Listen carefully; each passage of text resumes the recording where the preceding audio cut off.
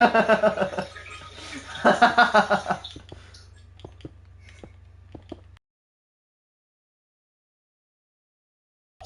yo, my phone, are you muted? Yeah, we can also not do these broadcasts, and we can just be I sign these long signs. Muted, and if you have a question right now, ask. You retarded. Who's more Lester? Nitrogens do I have? That was really unnecessary. Whoever did that, that's your warning. Don't do that again. Otherwise, we'll kick you out and you can watch the replay. Okay. Dang it, it's over.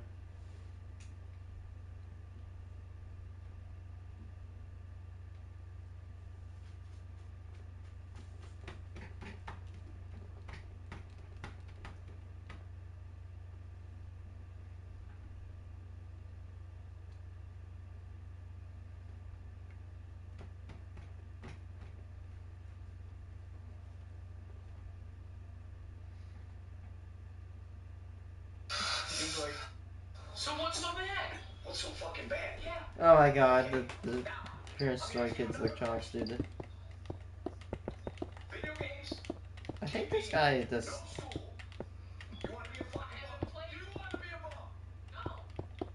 I'm making YouTube videos. I'm making money. Obviously, I'm not a bum. You ain't making shit. You ain't making shit. That's bullshit. I'm gonna make sure that you don't fucking play video games. This fucking TV is going off. You watch. There. I don't want no fucking TV with you. Really? I don't want no TV. Really? I don't want no TV. Fine. No video games, no TV. No. Fine. Put it back on. Oh, see, why you gotta piss him off? What's your problem? Son of a bitch. What did I just get done fucking telling you? Fine. You wanna be a fucking smartass? Watch this fucking shit. You watch this shit. Why is he so angry? God. Because you turned the TV back on, you idiot. Yeah? So angry. God. Oh, man. I'm trying to make a San Francisco style house. Where'd he go? Oh. Oh, fuck. You wanna fucking play? You wanna play? You wanna play? Here. What the? Your new fucking system. Your new system. You wanna see it? Are you kidding? No, no. No. Are you kidding me? Are you kidding? Oh my God.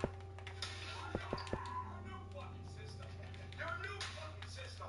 Now you ain't got no fucking video game. There. There. See? I don't give a shit how much this shit costs. There. Fucking. What are you doing? What's that? There's another video I was wanting to watch. I forgot what it was. Tornado Close Calls. Let's see When this. a tornado drops from the sky, it's never a good situation. I mean, technically, if it's out in the middle of like a field and no one gets hurt, that's actually an amazing situation. Tornadoes are so beautiful. But 99% of the time, it's a bad situation. People lose lives, property is destroyed, towns and cities are destroyed. It's not good. But there have been many tornado situations that could have been a lot worse. And that's what we're talking about in today's video on Tornado Close Calls. From a tornado dropping less than a mile away from a stadium of 50,000 people to a tornado heading towards a traffic jam. Those are just a few of the 6 tornado close calls that we are talking about today. And we're starting off with number 6, tornado versus nuclear power plant. Oh my god. Davis Base Nuclear... Okay, I think I remember once that the Clinton nuclear power plant almost got hit by a tornado. I remember that, like in Illinois.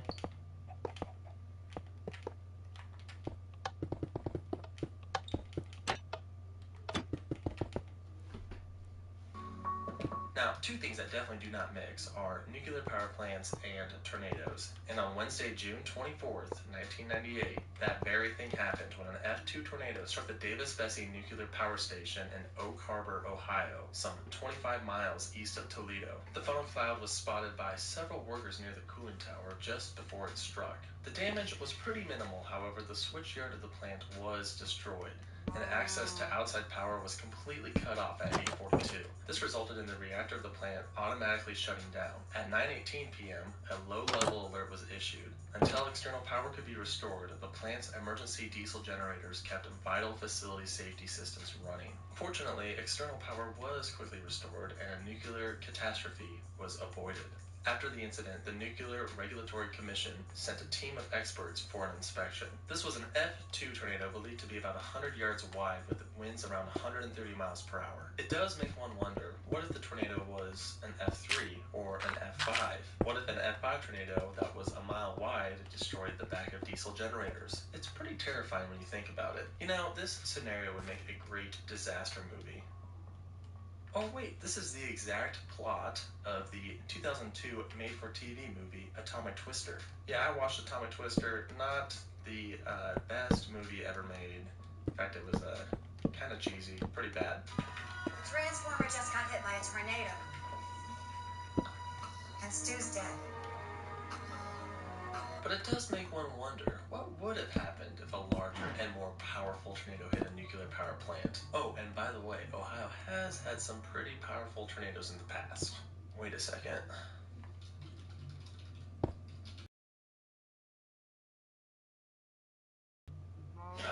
No operating. Wait. Kansas. Oh no.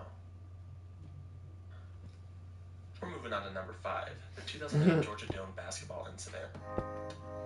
Georgia Dome. Oh, I think I've seen this. This may have been the most important basketball shot ever made. During the second round of the SEC Conference basketball tournament in 2008, Mississippi State was leading Alabama by 3 points. However, in the last seconds of the game, Alabama player Mikel Riley scored a 3-pointer, which tied the game and sent it into overtime.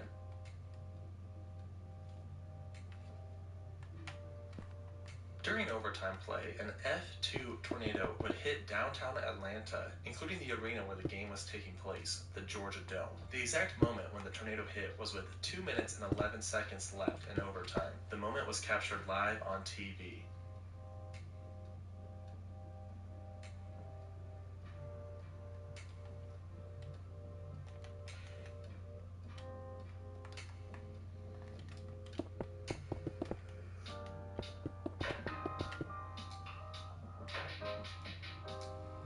The players scrambled into the locker room as bits of debris fell from the ceiling, and the rafters could clearly be seen swinging from the roof.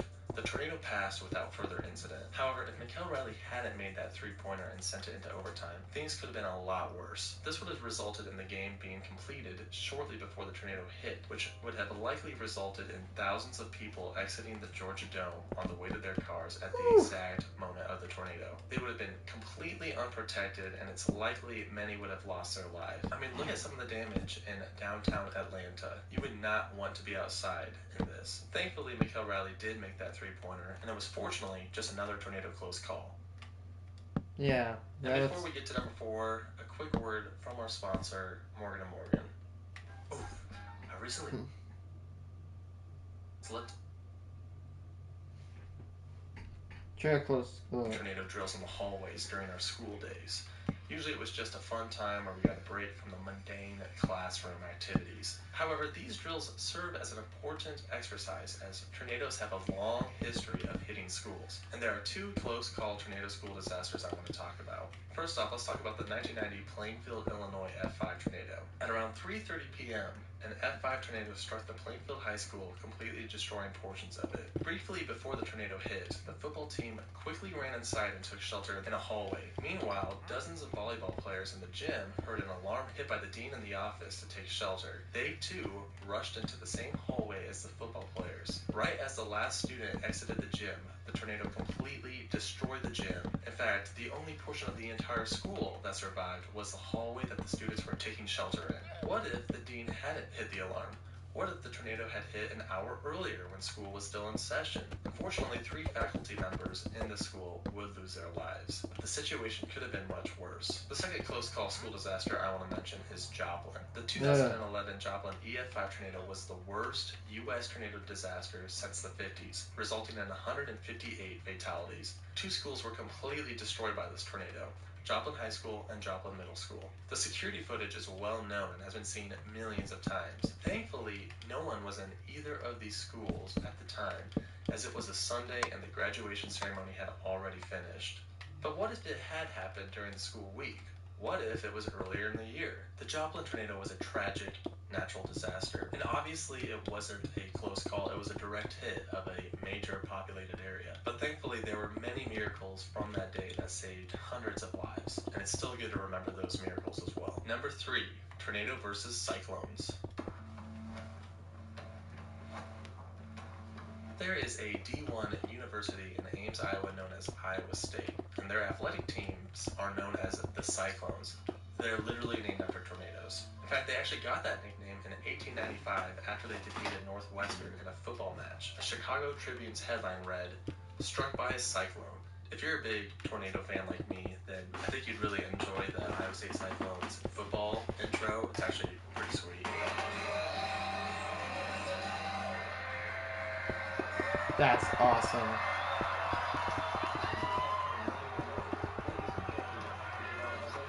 Iowa State? It's pretty cool. It's got the sounds and everything. That's Although, cool. I feel like if you're a big Oklahoma fan and the Iowa State Cyclones come showing up, it's like, really? We get way more tornadoes than you guys. Anyway, ironically enough, on November 12th, 2005, an F2 tornado came within only a mile of their football stadium, Jack Trice. This was while 50,000 people were gathered for a football game. Iowa State was getting ready to face off at number 22, Colorado, when the stadium had to be evacuated as the tornado sirens went off. Just northwest of the stadium, an F2 tornado lowered from the clouds. Thankfully, this occurred to the northwest of the stadium. Iowa State spokesman John McCarroll said, "We dodged a bullet with the track of that storm." And there's actually footage of this tornado that was captured on the Iowa State campus, so it truly wasn't that far away. This was all part of a rare mid-November tornado outbreak that hit central Iowa. The largest of these tornadoes was an F3 that hit the community of Woodward. Think if that F3 would have hit the stadium. I mean, an F2 would have been bad, an F3 would have been a disaster, and anything more would have probably killed thousands of people. There are actually a lot of stadiums that are in tornado-prone areas. Think of the SEC. I mean, Alabama, Tuscaloosa, a tornado came this close to their stadium. Kind of scary.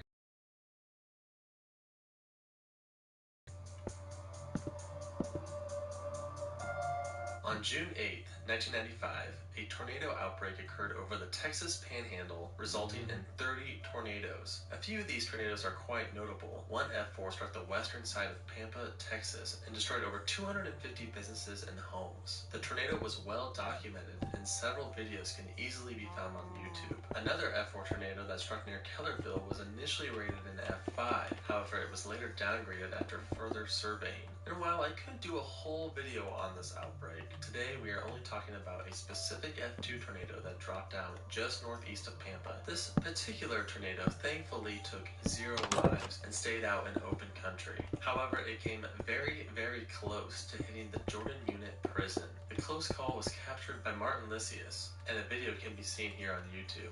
Now, don't let the F2 rating fool you. The only reason why this tornado had such a low rating was due to the lack of damage available for surveying. It's likely that if this tornado hit buildings and caused damage, it would have been rated an F4 or higher. Fortunately, prisons by nature are high security buildings typically made with strong materials, such as steel and concrete. However, that doesn't mean tornadoes haven't damaged prisons in the past. In fact, just recently during the March 3rd, 2020 Nashville EF3 tornado, the historic Tennessee State Prison took heavy damage. This is the same prison where the Green Mile was filmed. Dead man! Dead man walking! We got a dead man walking here! The Stedman This walking prison has tornado. officially been closed since 1992, so no inmates were present at the time. A couple weeks later, on March 18th, a weaker F2 tornado hit 2 prisons in Abilene, Texas. Prisons, like schools, have very large footprints, and this makes them big targets for tornadoes.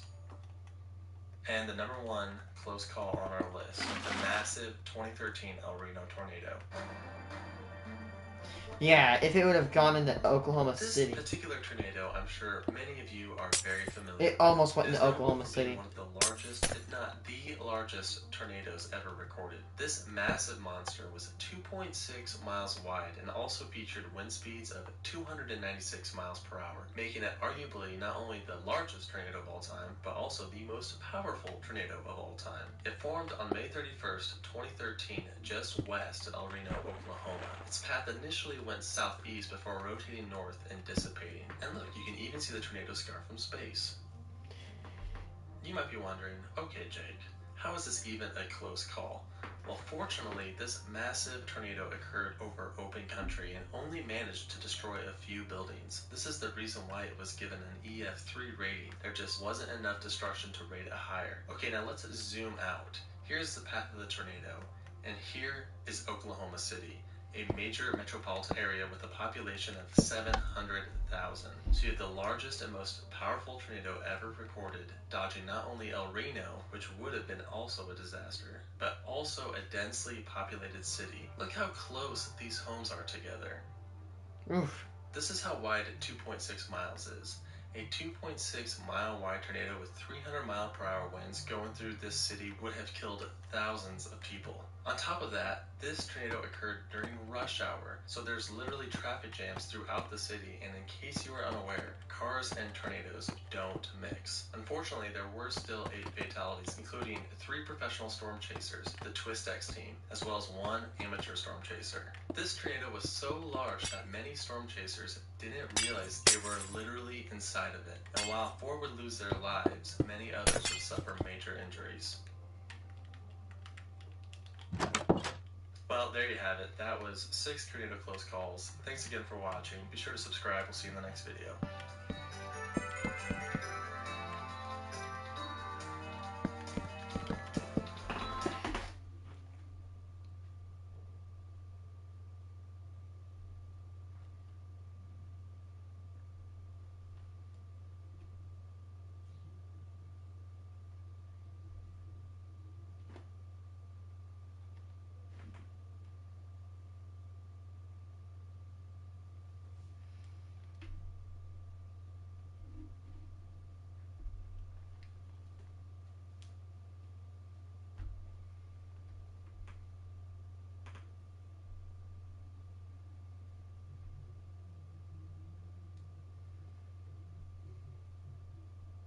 You actually watching the video.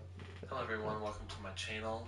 Today we are going to talk about something I learned about in college actually, about a tornado that occurred in Washington, Illinois. This tornado occurred 30-minute drive from where I'm at. November 17th, 2013, which is very late in the season of tornadoes. What's really interesting about this particular tornado is very clearly documented on Google Earth. So if we go in here to Washington, Illinois, which is where the tornado occurred, you can see that you have a little town here in the middle of Illinois. And what you can do, which is a very unique tool in Google Earth, which goodness gracious, which I enjoy quite a bit, is you can see the history of different satellite images. So since we know this happened in November, we can actually go back to November 2013, which is crazy because that is right after this happened. So this was a brand new event when this image was taken. As you can see, this is clearly the path of the tornado. You can see all the debris everywhere. If you go over here, you can actually see about where the tornado started. So we can assume that since this all looks relatively the same, it started about right here, maybe a little bit before.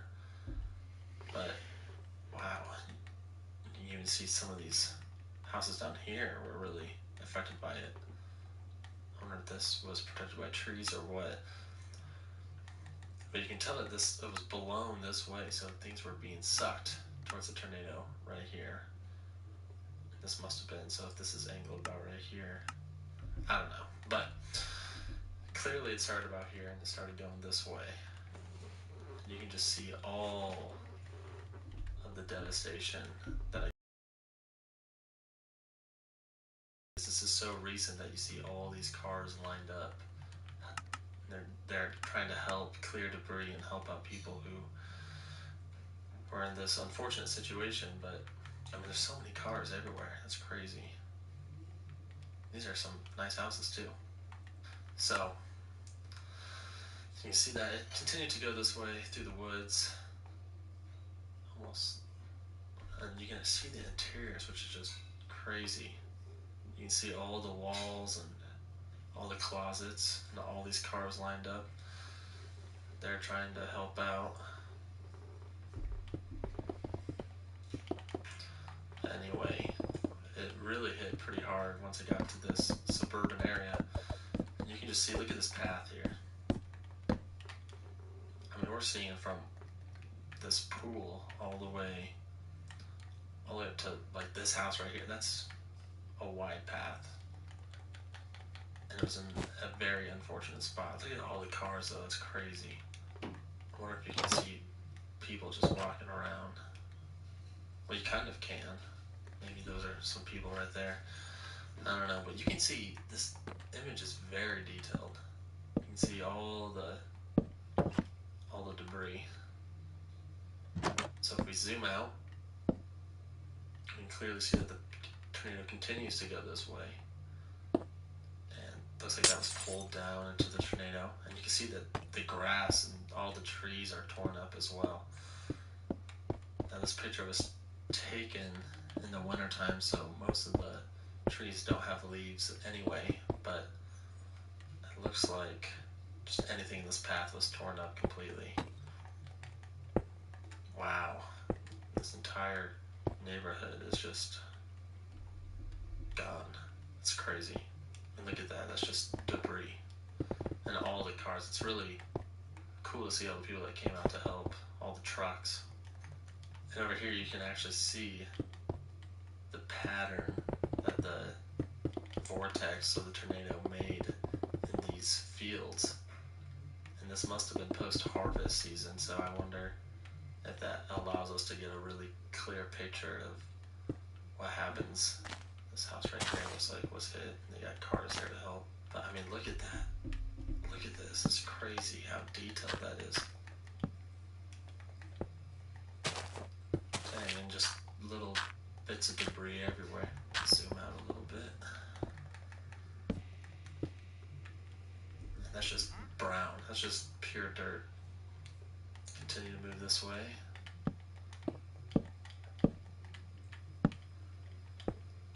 And you can see it must have gotten wider right here. And then you can see the unfortunate houses that were in the path. Like some of these people, it almost looks like this house right here was fortunate. It looks like they had maybe a little bit of damage on the front of their house and maybe right here, but everything's still together. But right across the street, these guys are right in the path. Wow. You can tell it's something in wider right there. Fortunately, there's no town right here. And that's good. Always try to look at the silver linings and everything. Wait! Must have slowed down right here. I wonder if, like, the wider the path. This is the post-damage path. Maybe I can find that tower that was the circles are down there. Closer together. Maybe it's going slower. I do not have a degree in meteorology or anything. I have a degree in history, which I guess it's kind of connected to history. So looks like this house might have been also within the path. Yeah. Wow. Oh yeah, you can still see it continue on. Whoa. There's actual smoke coming from this house. Let's have a look.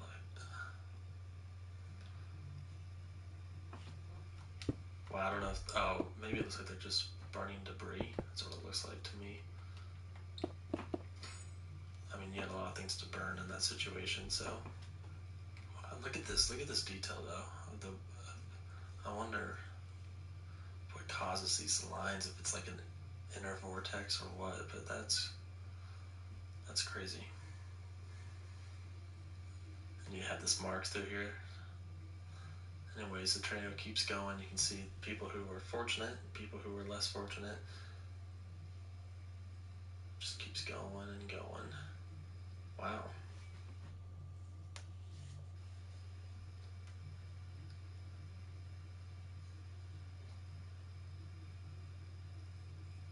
And it looks like It keeps going. It literally keeps going until... And it looks like it keeps going. It literally keeps going until they stop right here. Part of me wonders whether the reason why they actually did this satellite picture was to kind of capture the damage, or if it was just a coincidence that it was captured. Even from this distance, you can clearly see the line, and there's the smoke right there going all the way across Illinois. It's like a scar. It's crazy. So what's interesting about Google Earth is you can kind of start to see the cleanup happen over time. So we go into a really impacted area. Let's go ahead and look at these areas right here. You can go a little bit forward, and you can see a few months later, I mean, it's still just, the cars are gone because most of the stuff is cleaned up. At least a big chunk of it is, but it still looks like the tornado just went through it. I mean, it still looks like there's debris. But a lot of these things have been carried away, and now all that's left. I'm gonna try this on my iPad.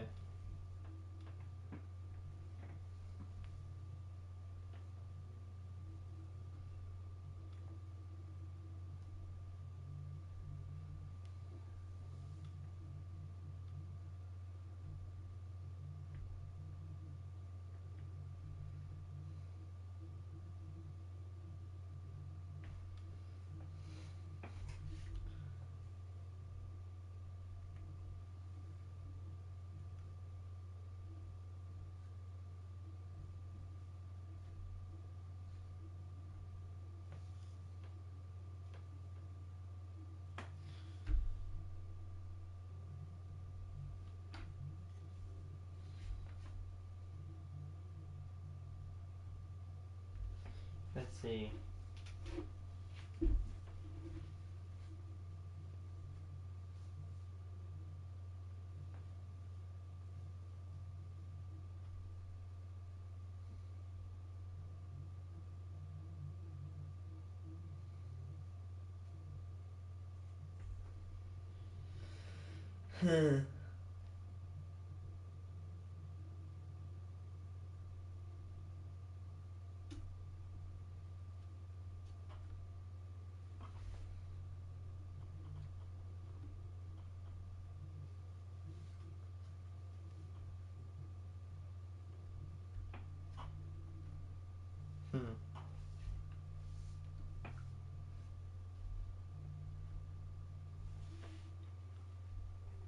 Hello everyone, welcome to my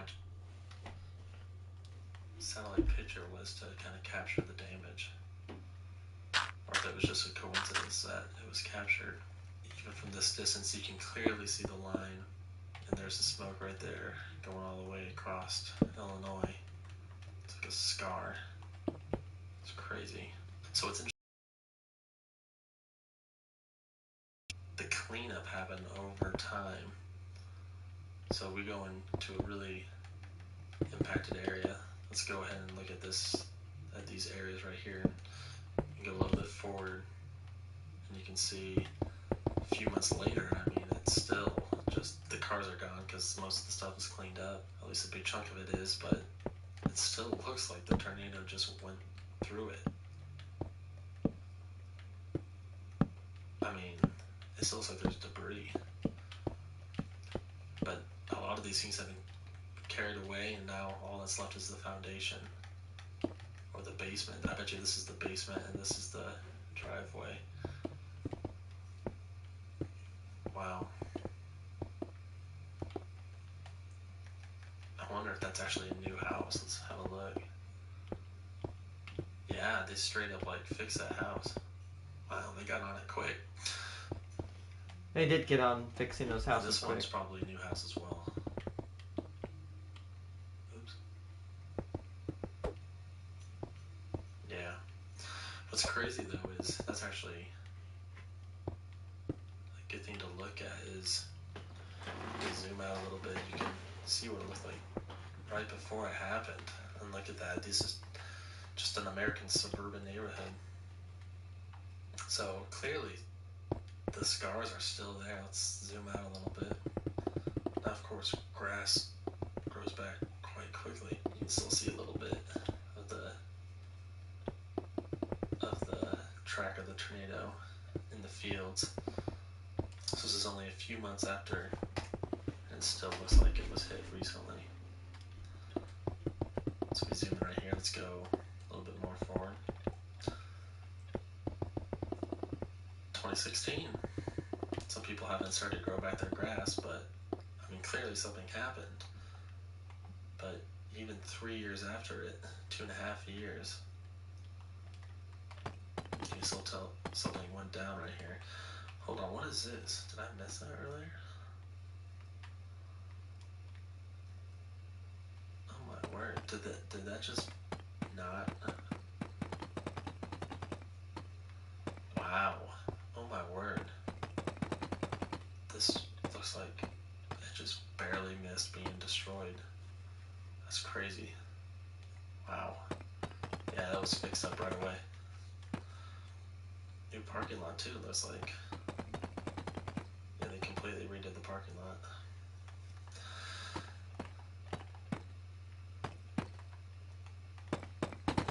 Very interesting. So, even a few years later, you can tell that stuff went down here. I mean, there's still houses missing. Some of these people might have just said, you know what, we're gonna sell this and leave this area. Because that, I want to see how bad that one was. That house must have been just completely destroyed, and yeah, they must have said it's not worth it. As we go a little bit more forward, grass is starting to grow, but these people left the community. Wow, this must have just been a hard hit area. So 4 years later, some houses are gone. Surprised no one's purchased those yet, or the plots right there. But you can, if you kind of look back, you can still kind of see just some sort of a track. It's kind of hard to tell, but maybe it's the ground is a little bit browner. And right here, obviously, the trees are a little bit smaller. That seems like a good size, though. Nah, screw it.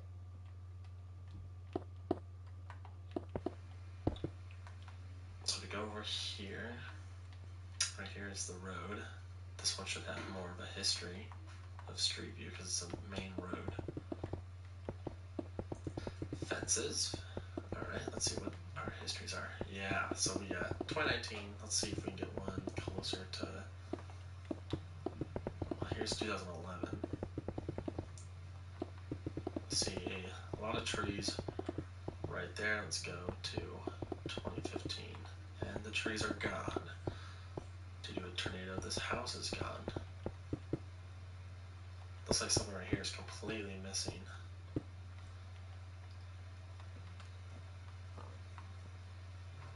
Empty parking lot. So in 2011, so there's a dealership here.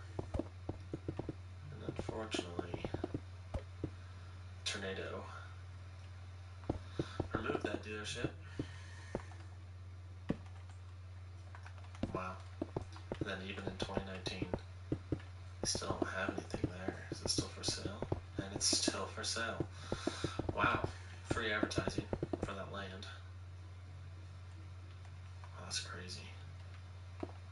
It's crazy how, let's go back and look at Google Earth. It's crazy how this right here, where the dealership was, right here, it's crazy how, let's see if we can go up to,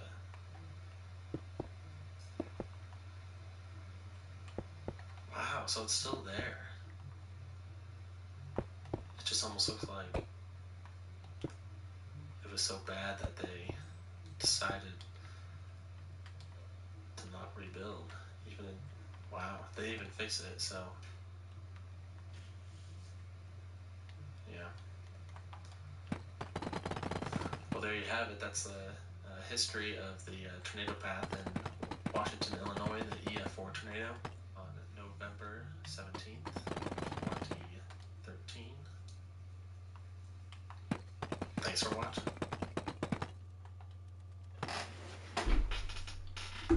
I wanna see some.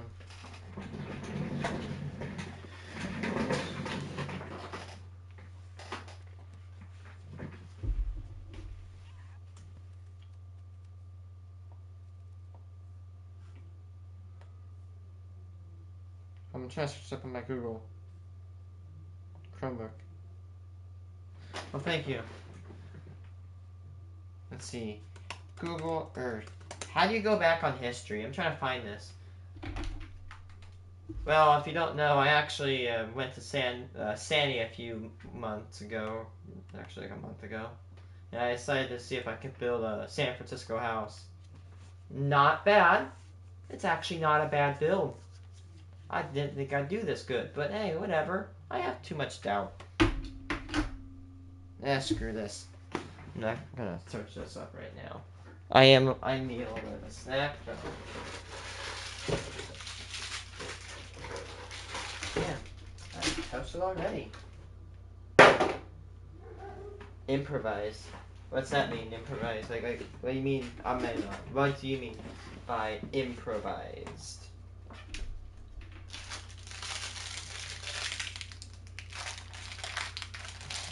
Stupid packet. Open up. There.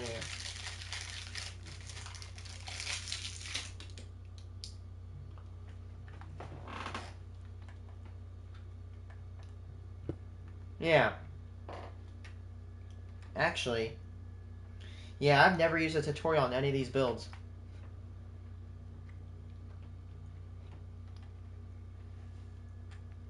Here's what I call Abtarian modernism. Some of my old build. Well, okay, so first of all, we had a country, and it had builds that was from layers that wasn't that best. Then I had the second country, which only had one layer builds, and now everything's independent.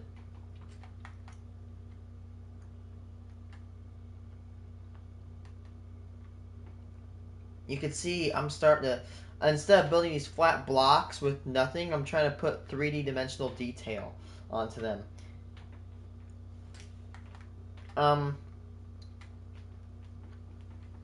At least 200 hours. I mean, like,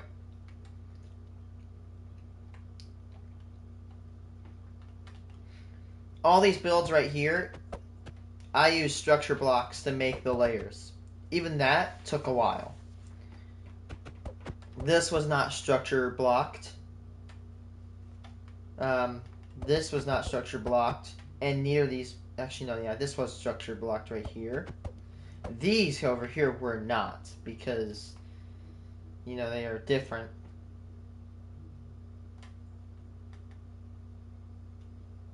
Here's a kind of a replica, kind of like a tower inspired by Cetro from Sani. It's very easy to find Cetro Tower. If it's not foggy in it, that is. And here's my suburban area. That's a good. I think this is my best tower build in terms of skyscraper. That's my favorite right there. I like that one. That's the first tower ever made.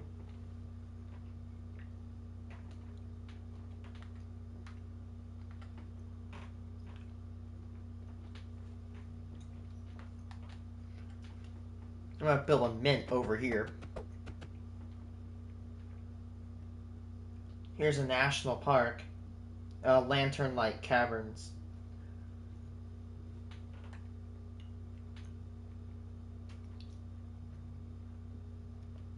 See, it's all pretty. It's got pathways in it.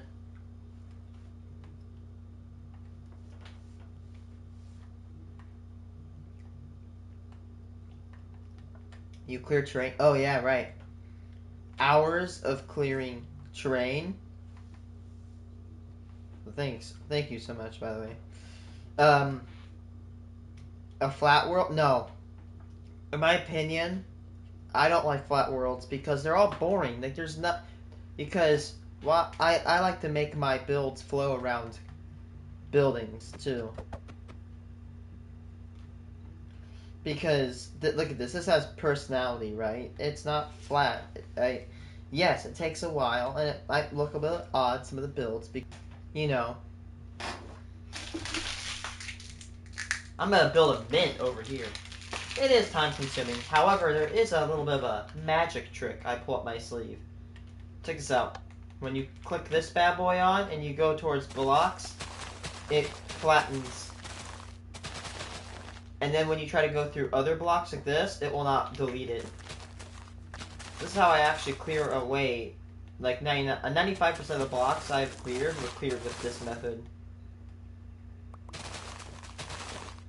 So, and then I'll take commands and I'll replace the dirt or the grass with dirt, and then I'll speed it up to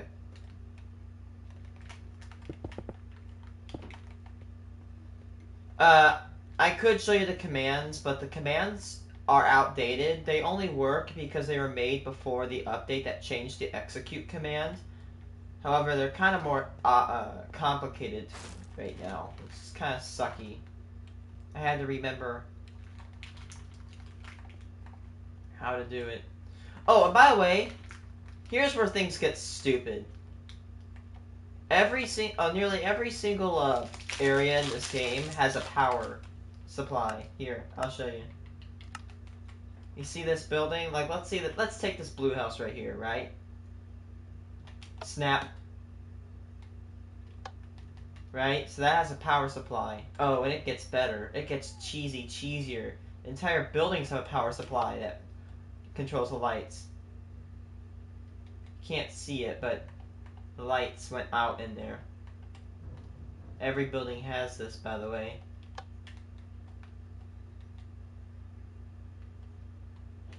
Even, like, for example, this entire school should be powered. Oh, wait, I think.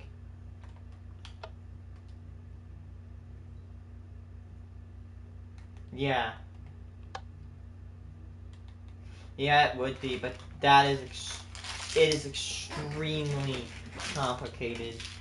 Well, I shouldn't say extremely complicated. It's just way more complicated than I really want to put in. Like, every tower except... Actually, no, that red tower has it. Oh.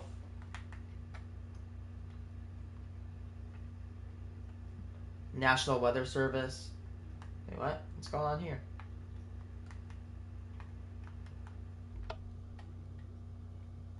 I might have a power problem here.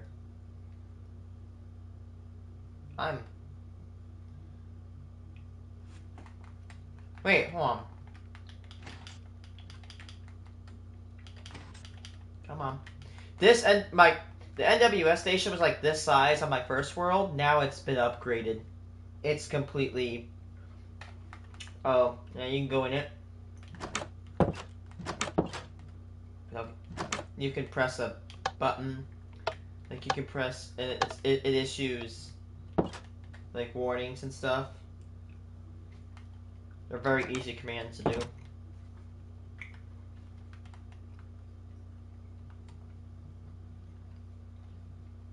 God, I had a brick building the size of like, let's see, like about half the size of this building.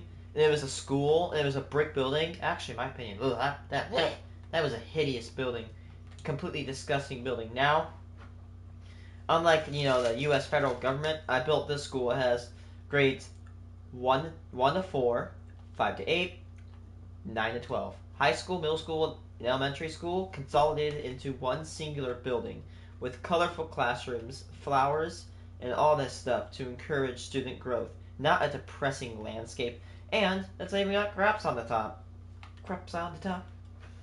And I like how and I like how instead of leaving these as bricks, just boring bricks to just do nothing, I actually put the biomes of every single biome in the game.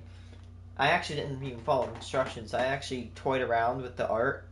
And I've been getting really good, man. I remember my building... like a few years ago was absolutely god awful. I didn't do anything good.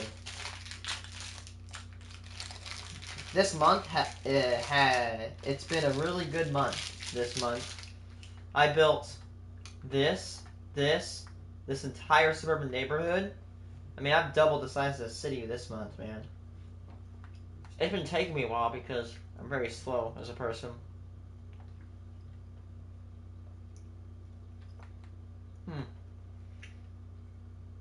Now,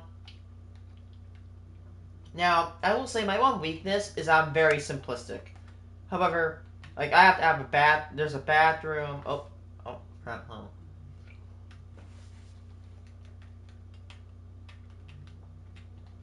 Ah. Forgot to add sinks.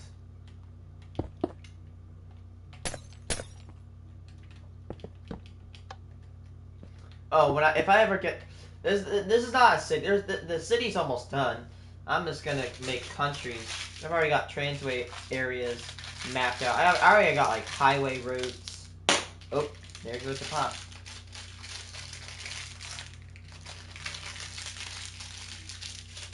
Man, imagine if I could get half this done today. That'd be cool. I mean, it's 5 o'clock. I really cannot wait to get started on the mint.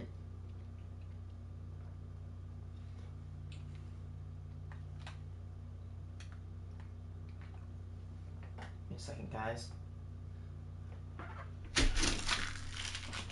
I got that gummy. Oh, that's it.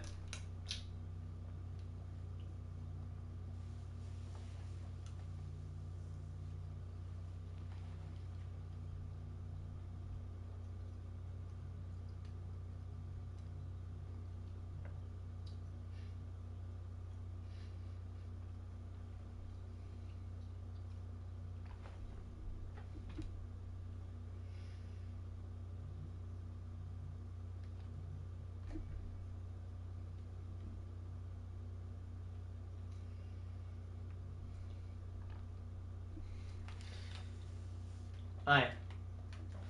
See, I'm going slow, but still I need... Our cat recently got radioactive iodine therapy, and this cat as you can see, this is like Geiger stupid counter, radio. which measures the radiation. Normal safe levels are under 100 counts per minute, and as you can see from the safety card, over 2,000 is extremely high, and you should evacuate immediately. Let me show you what the value looks like when I hold this meter up to my cat. Even outside 900 the car, counts per minute. we can already see we're getting up to 1,000 counts per minute, and it's already beeping, sending an alarm. As they get the meter closer to the cat. This is so dumb, how radioactive this cat is. This cat is like 41,000 counts per minute. So gray, like 150 microsieverts a minute. I should evacuate. God, that is a radioactive as hell cat. Don't cuddle with your cat after radiation therapy. Like here, I'll let you listen. 1,000 counts per minute, and it's already beeping, sending an alarm. As I get the meter closer to the cat.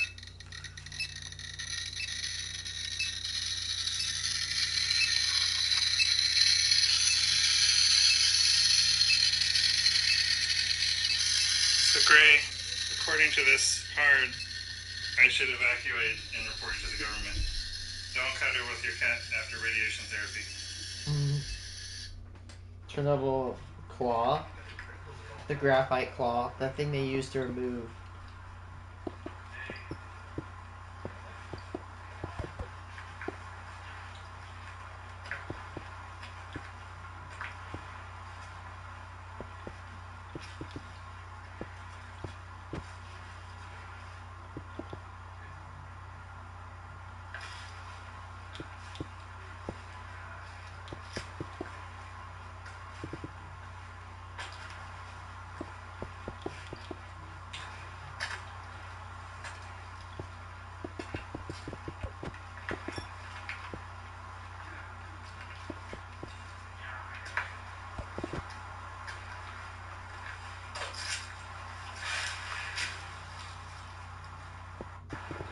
Oh boy. Alright, so we're in Pripyat, and this was You really Some of don't the want to go equipment that really was close used to in that initial thing. days to bring the graphite No, into the if you reactor. touch it, you won't die, You but can see when we're I don't getting recommend closer. touching it.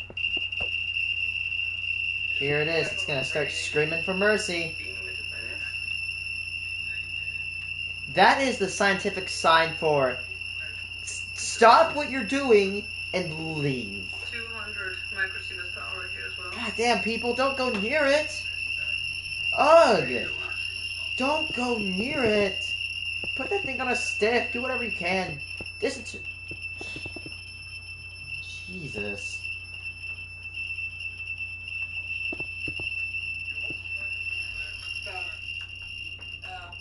That Geiger counter is crying for dear mercy. 500 That is hot. in the worst spots. Oh, this video, I saw this yesterday. If you don't know what they did with the clothing of the Chernobyl firefighters, they basically took all their clothing and they had to dump it in this basement and they left.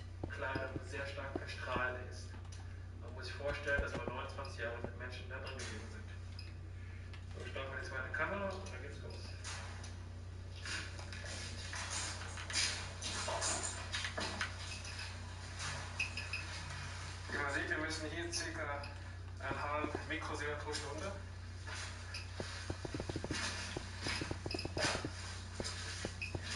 Actually, most of Pripyat is pretty radiation. However, there are spots like the basement of the hospital. You really don't want to go down there.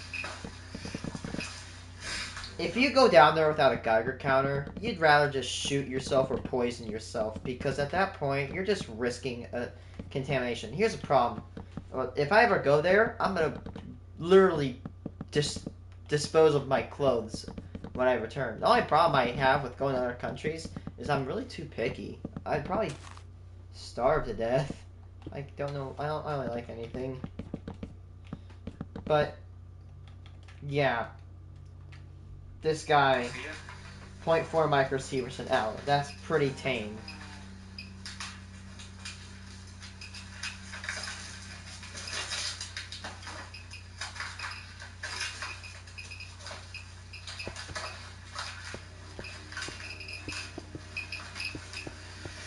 Es steigt an, jetzt haben wir inzwischen schon 1 Mikrosievert. 1 point some microsieverts. That's starting to get a little bit hot now. 2 microsieverts. That's strong. By the way, for example, the strongest I've ever seen a piece of uranium glass register is like 1.5 to 2 microsieverts an hour. And that's starting to get a little bit toasty. Like, that's starting to get a little bit hot. And there's a card that it says if it's beyond 13, leave. Like, if it's 13, it's just, ugh. Now, a small exposure to a high amount of radiation is not... Well, it depends on how much, if it's high. If it's like an X-ray amount, it's not going to harm you. If you keep doing it over and over and over and over and over and over repeatedly within very short very short fragments of time, you are going to irradiate yourself, and it is going to sting. I'm not talking like sting like it's hurt. It's gonna suck, because here's the problem about radiation, is that rarely, what's it called?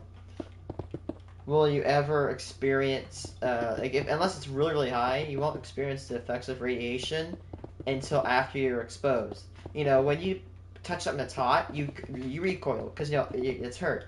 But however, at the very first, radiation does not hurt you. It doesn't even feel like anything. However, it's a few moments later, a few days to hours later, you need to know you've done effed up. Hey, Ron. This guy right here, if this is me, I'd start considering turning back right here. This is where you need to, like, stop. This is... Yep, this is it. This is my threshold. I wouldn't enter anything with more than 15 micro. Probably more than 5. Hier kann man zum Beispiel einen Feuerwehranzug sehen. 154 microsieverts an hour. Jesus Christ, that is hot. Yeah, the Geiger counters are literally crying. They want to die. That's how hot it is. I've seen this. 74. It gets worse when he goes and gets the shoe. 866 microsieverts an hour.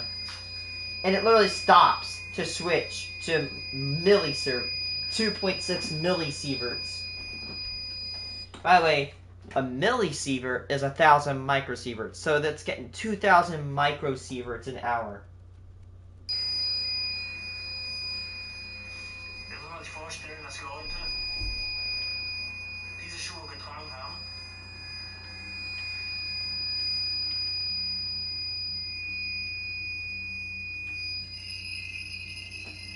Dude, he's staring at it, dude.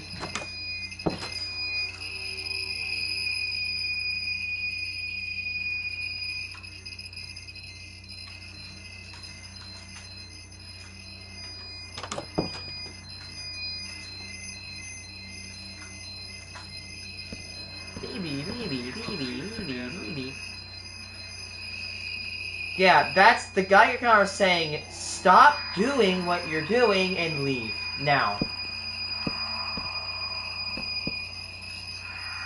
Yeah, it is. It's literally just crying for mercy.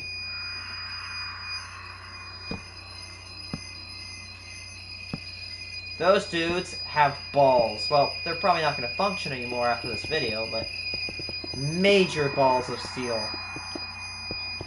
Here's the scary thing about radiation. You can't even see it, you can't feel it, you can rarely taste it. Like, you can't see it. Like, you can barely even see it. And by the time you start feeling your effects, it's too late. Like, by the time these guys were to feel effects, too late.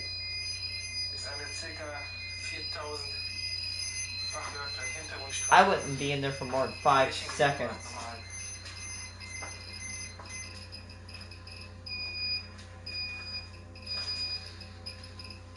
God, it's so weird, because those guys, God, they couldn't have survived more than a few days. Those are brave souls.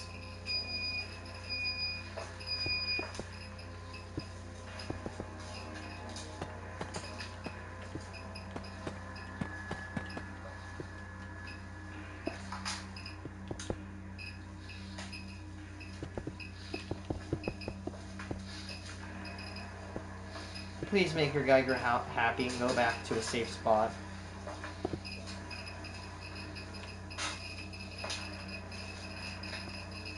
When you start making me nervous about radiation, that's how you know you need to be nervous too, because I barely fear radiation. I know the ins and outs of it really much. As long as I have a Geiger counter, I'd feel safe. Yeah, that's... it gives me anxiety. Like, why? Just go, please. Stop looking at it. Just go. Go. Go. Stop looking at it, you nincompoop. It's 618 microsieverts an hour. That's toasty. That's not supposed to go over 0.6.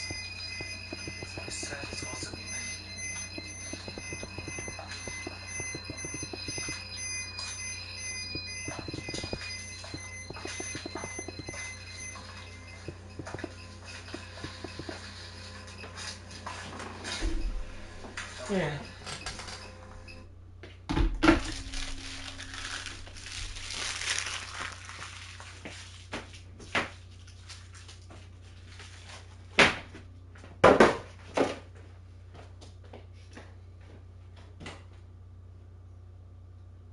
Hi, boys and girls, everybody between the outside. Here, I got my own Geiger counter. I'm gonna let this run for a few moments. You can see that this is my Geiger counter. God, you can't see the frickin'... Sorry, you can't see the...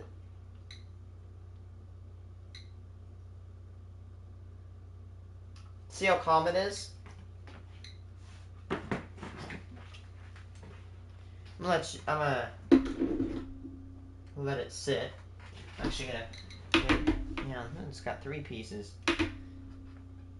The highest background radiation that I can detect isn't even like. Okay, I can't even explain.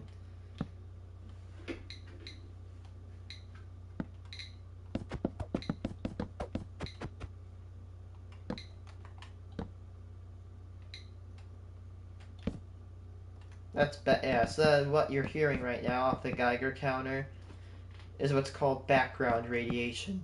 Now, it is unescapable. You cannot escape background radiation. It's just there. Because what happened is billions of trillions of years ago, the Big Bang occurred, and all that energy, all that radioactive energy was released. And now, that is the effect of the Big Bang, is radiation everywhere. No, really.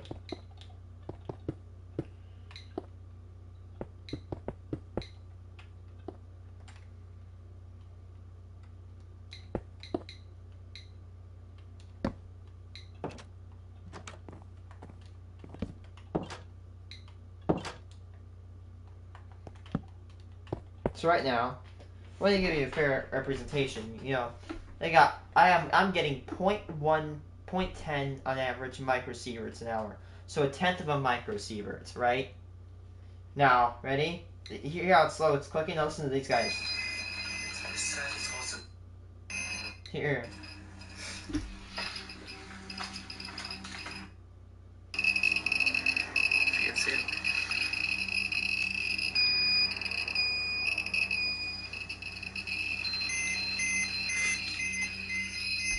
That's a rule. When it's like usually the bad stuff in Chernobyl, it'll make a Geiger counter click so fast that it won't even sound like it's clicking. It sounds like it's just screaming. That is a telltale sign of GTFO, and you better strip down bare in a clean environment and get some brand new clothes because you're done.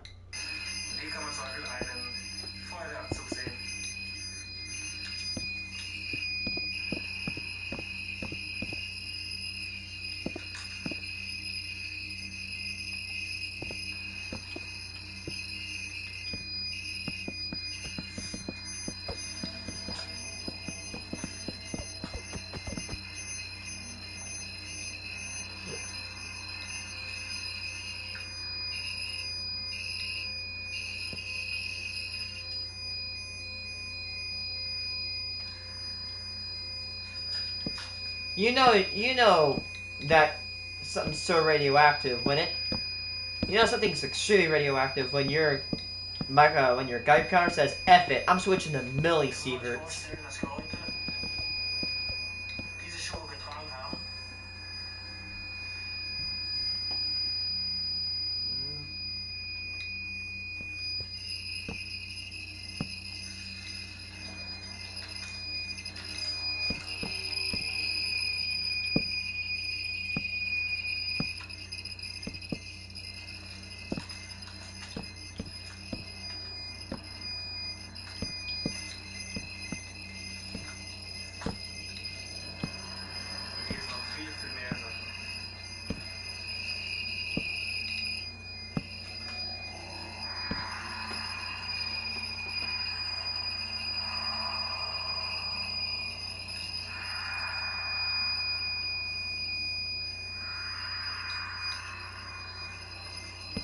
They had to have had their feet get burned.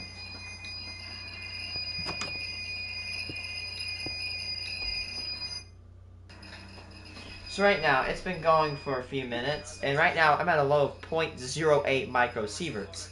And over the past few minutes, I've gotten 24 counts. So every time you hear a click, that's a count. Same with this guy. If you hear a click, those clicks as a count. Over the past, 5 minutes, I've gotten 24 counts.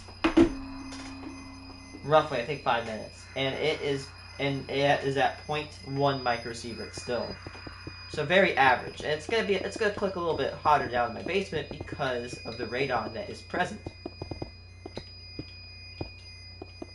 I can't wait to bring that to Heartland College. I'll be like, what the hell? There's a Geiger counter in here?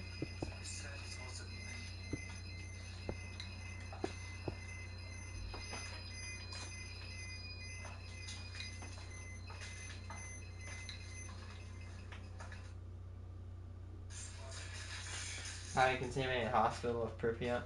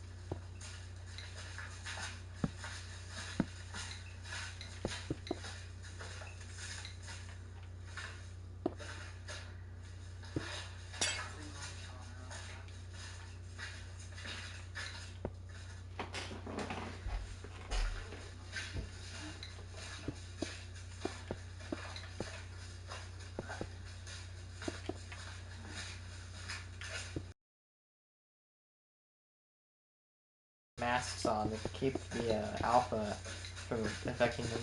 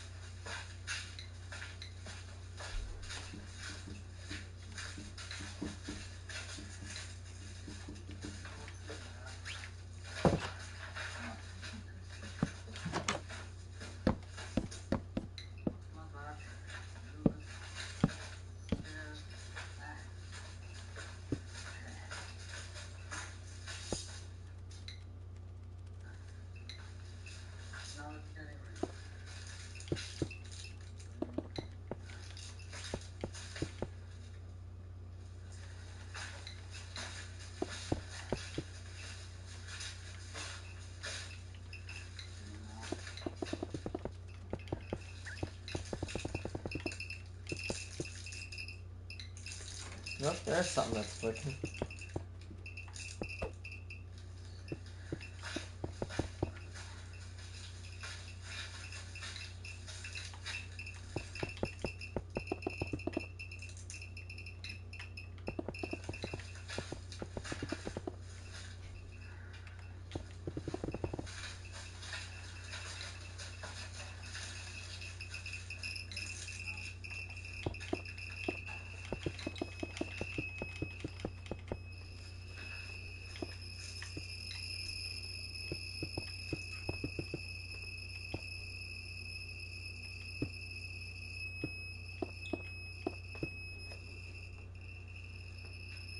He's in the basement.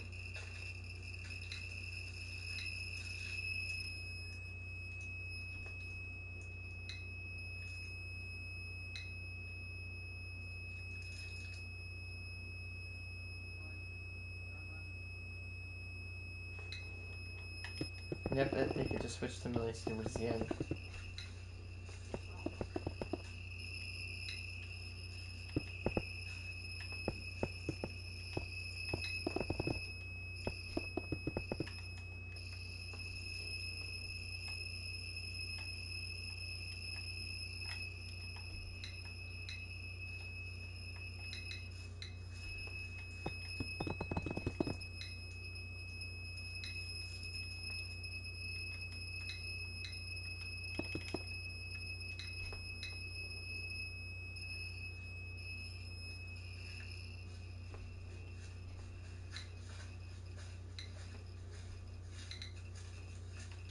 I was about to ask the question in my head, is it beta or is it gamma? But it's, or is it alpha? And like, no, because alpha can't be measured by a molar tube, which is the scary part.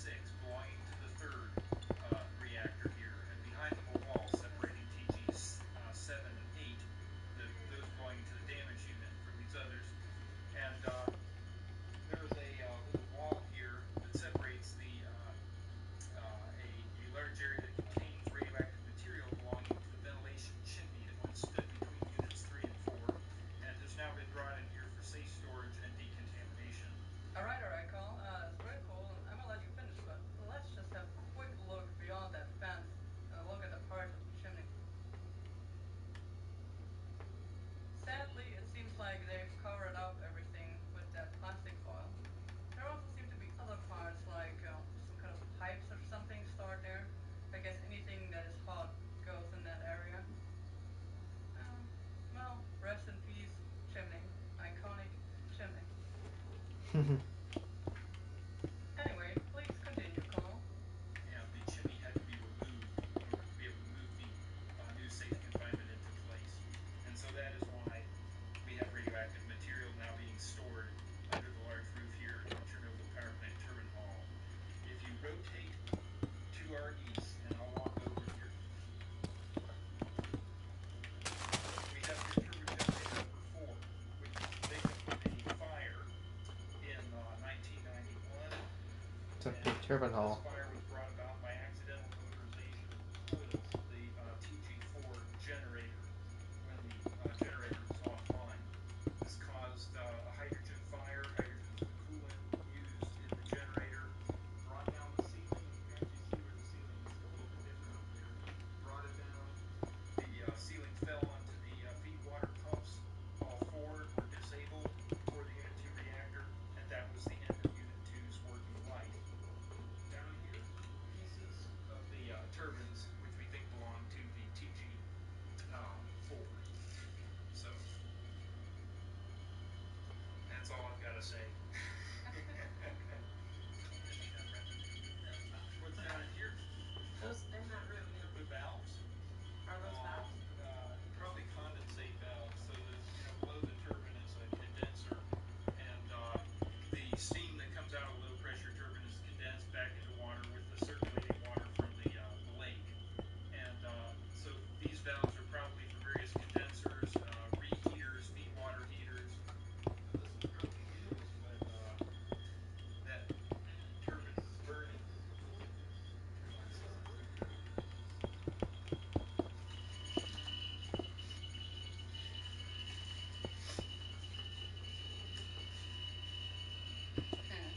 Very dirty water.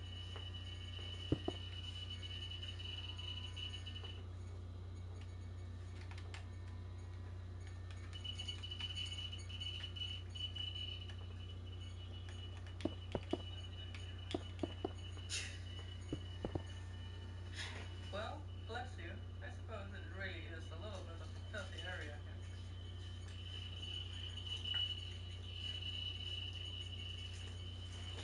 Sad. Oh, that's that thing, yeah. Oh, that's a good little spot.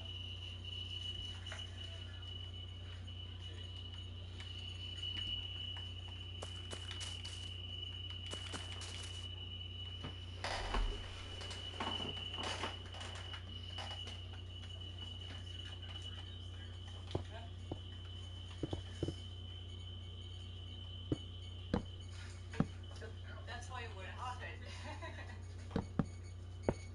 Well, from here not so far. You go with yours, yeah.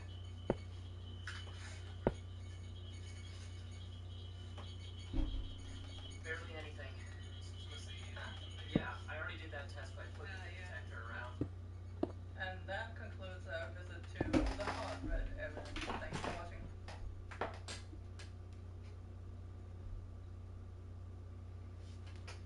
YouTube Premium is ad-free. Again, YouTube, we know you're mad that people are using ad blocks, so you gotta push your premium now or never. The accident at Chernobyl a significant part of the technical equipment and building constructions of the Unit 4. At the same time, barriers and safety systems prevented distribution of radionuclides contained in irradiated nuclear fuel were destroyed. After the first meeting of the Governmental Commission, the question arose about the long-term preservation of Unit 4 by constructing of a structure which would prevent release of radioactive substances of ionizing radiation outside the destroyed power unit. Now we cannot see the shelter object in the original. You know that at the end of 2016, in November, the new safe confinement in form of arch was installed in the design position over the shelter object. Therefore, now all the information can be provided only on the basis of the mock-up installed at the observation pavilion. Construction was started immediately after the accident in 1986. Real physical work on the shelter construction at the site of the destroyed Unit 4 started already in May. It was necessary as soon as possible to provide a barrier on the way of very powerful radioactive releases, especially intensive within the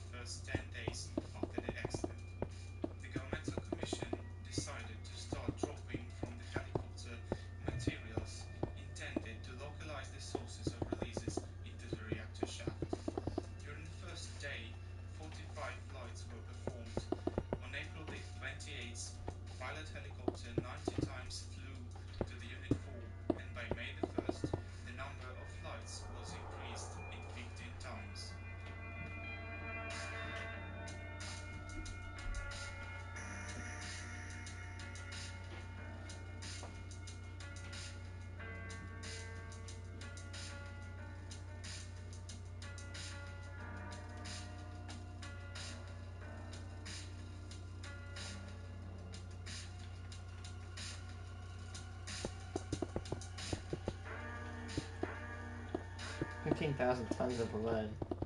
This facility was built as a localizing encasement for hundreds and hundreds tons of fuel-containing materials formed as a result of the explosion of the Chernobyl Unit 4. The construction of the facility continued 6 months. Already in November of 1986, the facility was completed. These were the days, weeks and months of very hard daily work of thousands and thousands of persons, work associated with the daily risk to health, risk to people's lives. You can imagine that more than 90,000 persons were involved in construction of the facility during the first 2 post-accidental years. Of course, the plant's operational personnel, plant's workers, fire guard were the first at place of explosion. Namely, these people accepted the heaviest impact of radiation. They were involved in the very first, most dose-related works on elimination of the accident consequences. These people were well aware of the risks and hazards. These people performed the assigned to them tasks, and these tasks were fulfilled. The main tasks after the accident were the following: to stop the self-sustaining reaction, localize the fire which overtook the premises of the destroyed unit, to minimize radiation releases, to cool down the fuel-containing masses, and to prevent them from moving downwards to the sub-reactor premises. All actions carried out at the site were aimed to perform these tasks. In general, it was necessary to take the situation under control. To construct the shelter object, people worked in very severe radiation conditions in the immediate vicinity to the destroyed unit, where the gamma radiation level reached 500 nangens per hour.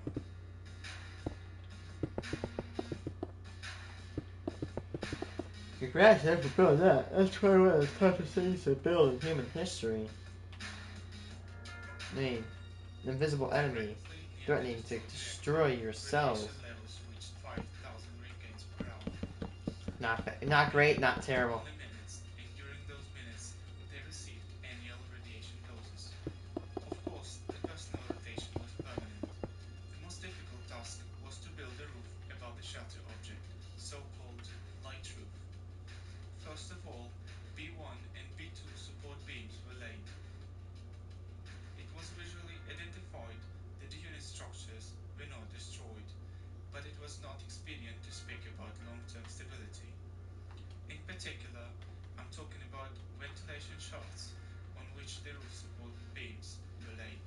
In the western end, these beams were laid on the western wall. That perhaps was the most difficult part in the light roof construction.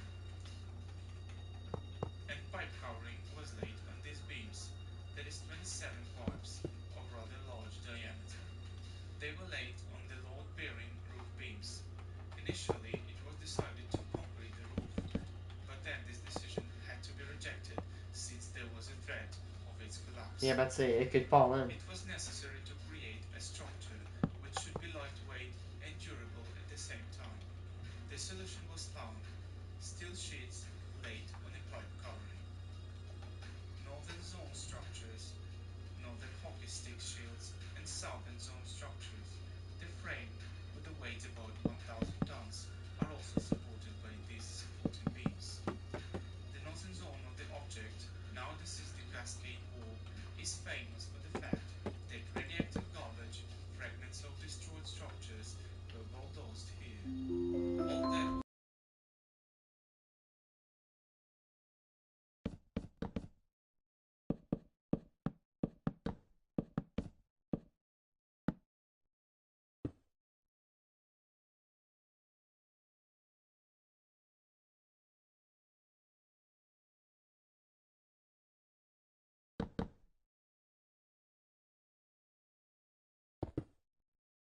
concrete, butchers were created, and on them, some 12-meter steps, the sarcophagus builders moved closer to the destroyed reactor. Further, a small buttress was created. The northern hockey stick shields were installed on the roof supporting beams, which in turn were supported by a small buttress. Here on the mock-up you can see the cross-section of the northern zone. This is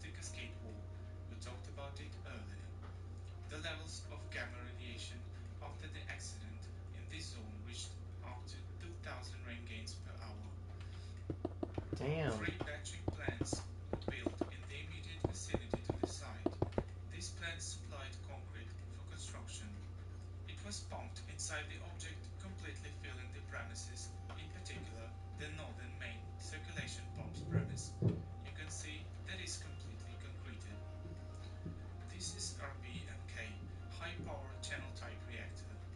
We can see the reactor core, which was completely destroyed at the moment of explosion. Before the accident, the reactor was loaded completely. It contained 2,000 tons of uranium. At the moment of explosion, part of the fuel was thrown out of the facility. The upper cover of the reactor construction, which design position is horizontal, was lifted during explosion to a height of about 30 meters. After destroying the roof, it dropped down and placed almost vertically, slightly downward to the reactor shaft. The weight of this construction, which is known as Scheme E or Scheme Yelena, is more than 2,000 tons. Based on that, we can assume what was the explosive force. As a result of it, part of the fuel was thrown out of the facility and the West Territory from the Chernobyl site itself and further through the territory of Ukraine, Belarus, Russia, Eastern and Western Europe. In total, this is more than 200,000 square kilometers. More than 30 years have passed since the accident, but the risks from the destroyed reactor are still present. The main danger is the presence of a huge quantity of fuel-containing materials formed as a result of the explosion.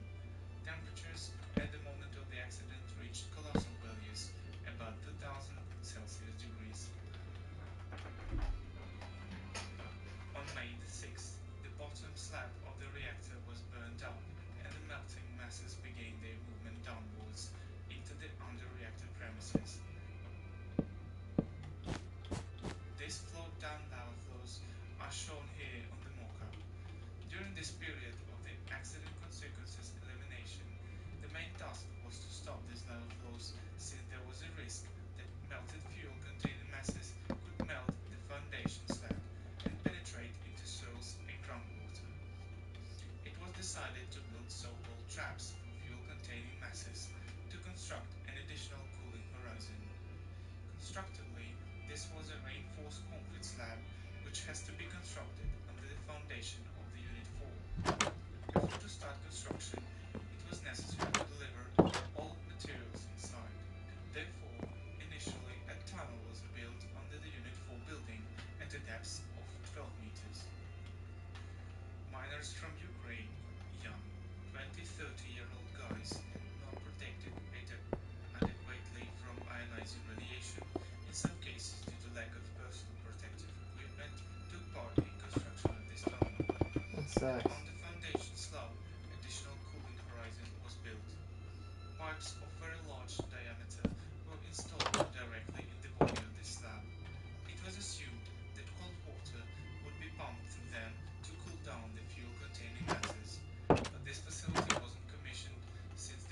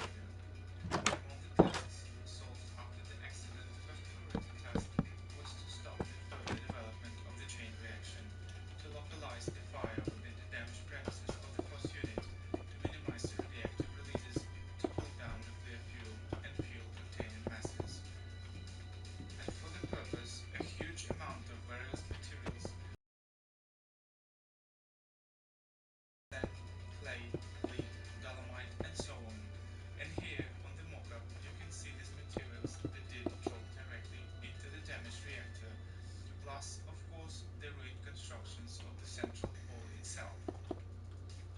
Here we see the drum separators, which provided water and heat removal for the turbine hall. What follows is the part of the reloading machine, only its remaining part. The total weight of this reloading machine is 460 tons. Oof. This allows us to imagine the force of explosion occurred at Chernobyl and PP Unit 4. Here on the mock-up we also can see a part of the main circulation pumps. In total, during the reactor operation there were 8 pumps. Usually 6 pumps are in operation and 2 are in standby mode. Here we see the northern parts of the main circulation pumps and the south side. Here we see drum separators. These huge machines pump through a large volume of circulating water coming from the main circulation pumps. By the way, the main circulation pump pours 8,000 cubic meters of water per hour and delivers this water to the drum separators. Further, we see the reactor itself and its core. Here are 2 diagnostic buoys in which equipment is located to measure radiation levels as well as other parameters necessary to know the situation inside the destroyed unit. Here we see the central or reactor hall premises with collapsed structures. We see the remains of those materials that were dropped from the helicopters at the time of extinguishment here in Central Hall, as well as the premises where the drum separator are located. This is a mammoth beam performing the support functions for the shelter object construction. Here we can see installed dust suppression system intended for suppression of the dust accumulated in the Central Hall premises. Nextly, we see a fragment of the Unit 4 control panel from where the Unit 4 was operated and controlled. It is located on the south side of the Unit 4 building. Also on the mock-up, we see the declined walls, and this is not the error of the building designer or these mock-up manufacturers. As a result of an accident, these walls were displaced and part of the premises was filled with the concrete in order to reinforce those walls and to avoid possible collapse. We also see a fragment of a sleeper support installed here within the premises of the Unit 4 and preventing the collapse of the aerator stack panels and walls. At the mock-up we also see a ventilation stack having a height of 150 meters at the top point. This pipe was operated for ventilation of the Unit 3 and 4 until 2013. After that, it was dismantled and instead of it, a new pipe was built, which is located in the area of the aerator stack.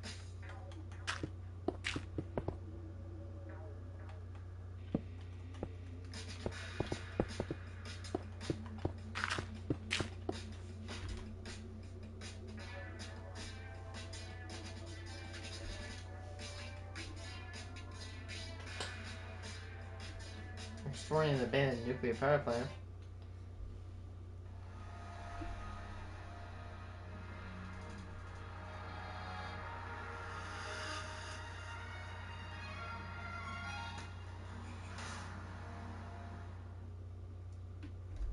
This planet's our only home. But we're not treating it that way. Greenwashing.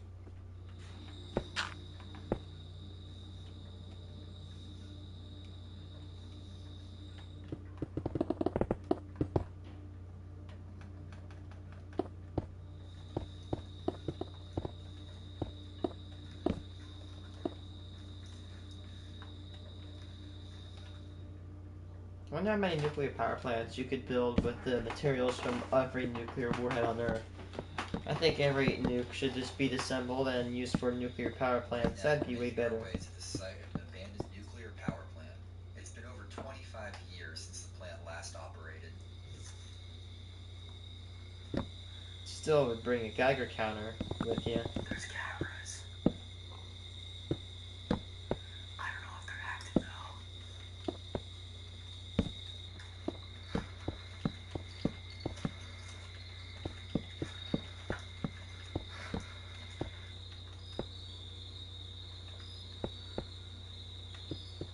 Spooky.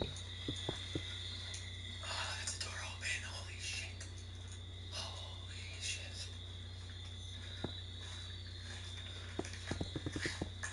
curiosity, in parentheses, and radiation, ending parentheses, killed the cat.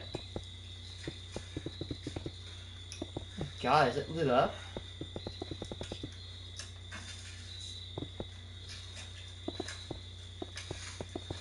Is it? What? Okay, I don't recommend you explore nuclear power plants that are abandoned, but if you do, please bring a Geiger counter. You okay? Dude, they don't even have Geigers. Oh, God. So, I highly doubt there's gonna be anything still radioactive. Okay, thank God. Oh my God. Let's say, if you're gonna explore a nuclear power plant that's abandoned, even if it was like properly shut down without a Geiger, you got some balls. We're gonna use this thing and see if we detect anything in here. He's got the same Geiger counter I do. See, I'm guessing the reason that we have a lower reading inside here than outside is because the walls in this building are concrete. Actually, there's some metal, but It's a lot of concrete. it's blocking a lot of the background radiation. Yeah, I'm sure there's like radiation, like insulation, whatever you call it. I think more radiation standing outside than more. Yeah.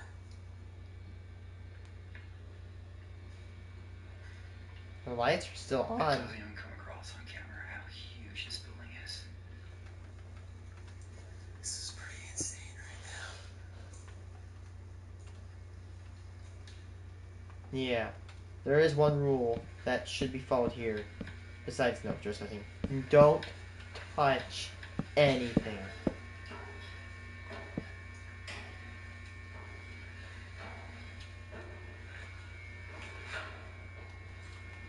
I shouldn't be worrying because it's a superior Western nuclear reactor, so yeah.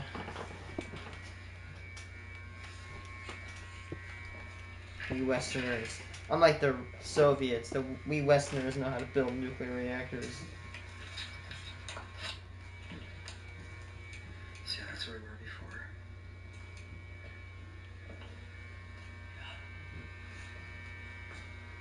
Let's go to the top first and work our way down. I want to see what this looks like at that huge open space at the top.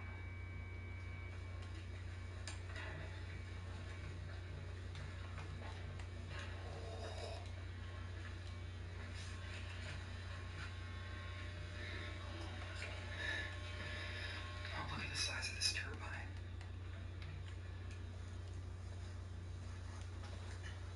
That is a big turbine. Oof. That's a turbine right there, I think. So, a nuclear power plant works by using radioactive fuel rods to heat up water. The hot water is then pumped out of the reactor into a heat exchanger where it's used to boil a separate loop of water into steam. The steam creates enough force to spin a turbine, which then generates electricity. This is, of course, an extremely simplified explanation, but hopefully this gives you some sense of what you're looking at. I want to see. This right here looks like what would go inside that. Like, these are probably the blades for the turbine, and this is what it goes into where that's ported off over there. These walls prevent radiation. These are radiation insulating blocks.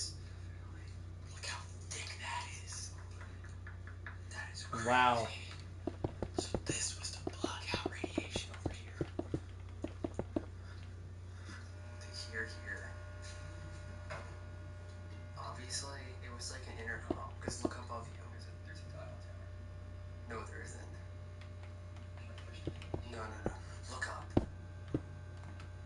It's an intercom.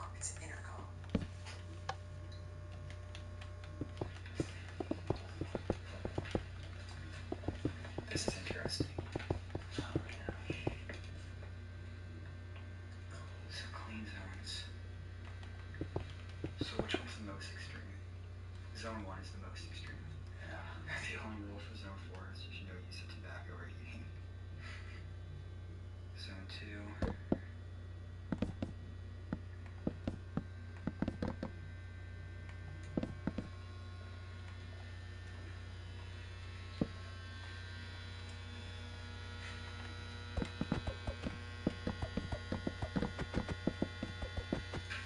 The lights are still on.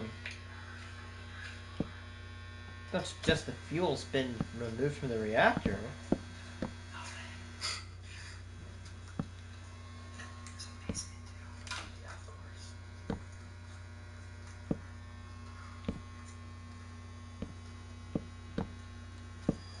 So there's some beeping going on.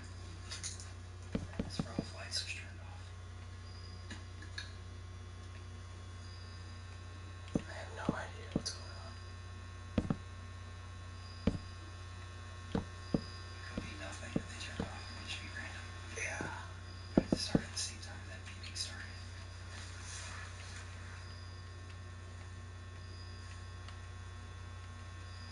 You think we're okay? I just You should be quiet.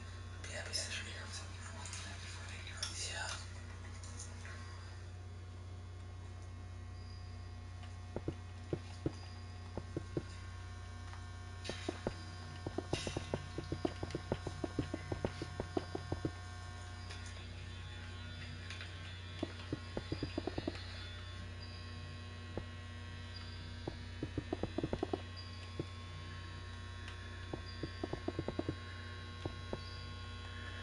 That's a big turbine.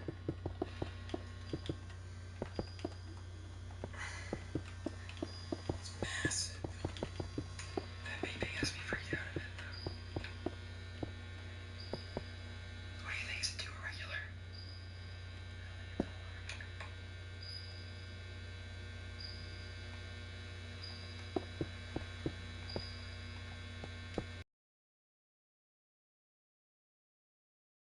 Yeah, it's way too irregular. We're good. I don't know what the deal is with the lights, though. Yeah.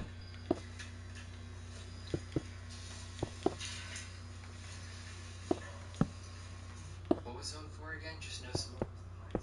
No, it was the lowest. Food or drink, use of tobacco only is banned. It is.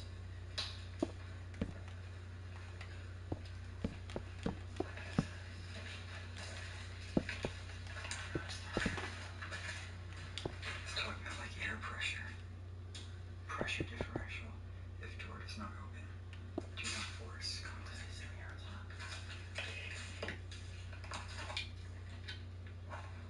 Let's go in.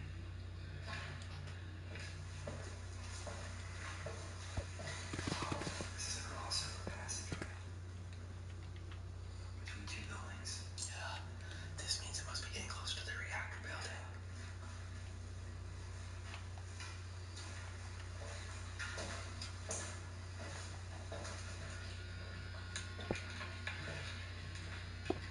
Still only a zone 4 though. Oh, it's hot in here. Yeah. Very hot. Oh shit, look down. And up. This reactor right here. Yeah. This cylindrical thing. Ooh. Where to first? I don't even know. We gotta find out how it goes, dude. I know. Get to the top. Wanna go to the top first? Alright. Wait, let's look around some of these detector rooms though. Could be cool.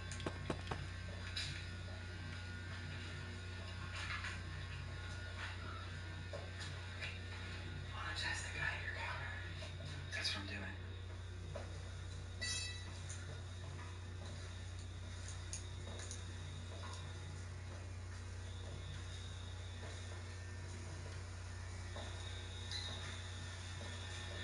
There's like big tanks down there. And it sounds like a door open to the outside. Yeah, sounds like crickets.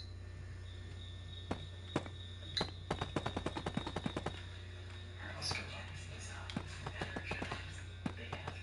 Oh shit, you're right. You can still hear it buzzing. Let's stay away from 480 volts. That'll kill you in like half a second. Cable energized temporary power supply. Holy shit. Yeah, let's not touch that. Let's keep it Goes going. above us. Why would you want to touch it? That's like a high voltage cable. Yeah. Don't touch any wires.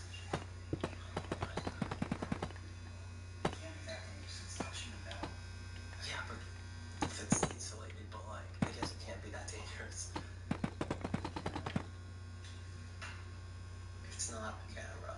That's a smoke detector. Look, it's like a vent, a grill.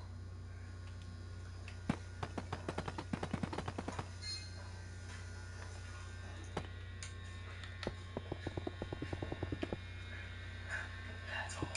This video is sponsored by Pepsi. JK, we don't have any sponsors. Yeah.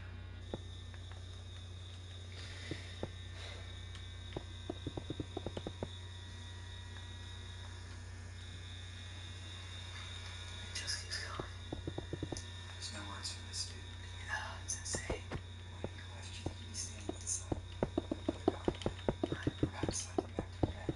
Yeah, it's in the room surrounding the reactor. We're opening the reactor. There's a cable on the floor, too. Let's step over it. Yes. I don't care, still go over. They're all cut here.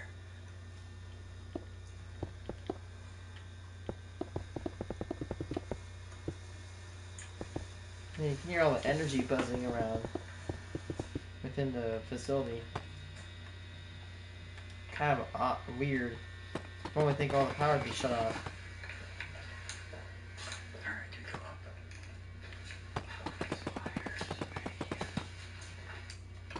These wires are absolutely insane. I want to check this room when I go up.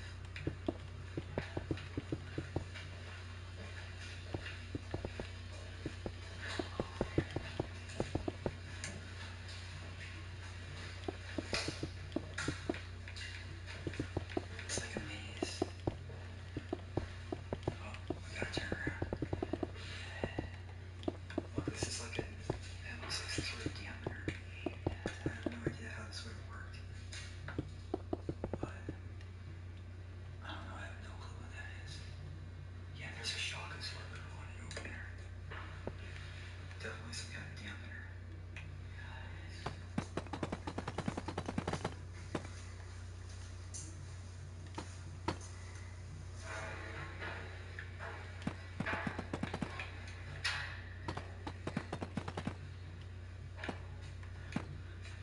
Now this floor seems like a labyrinth. I like industrial things like that, or it's just like tight squeezes, pipes snaking everywhere, metal, like handlebars, catwalks, and stairs. I like those type of areas, like really heavily industrial areas. There's like 10 more floors above us. I was expecting like 2 more floors above it.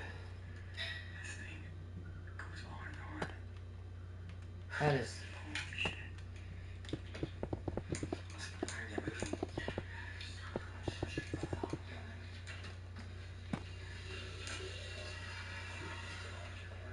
Yeah, it's just breakers. Distribution board. Yeah.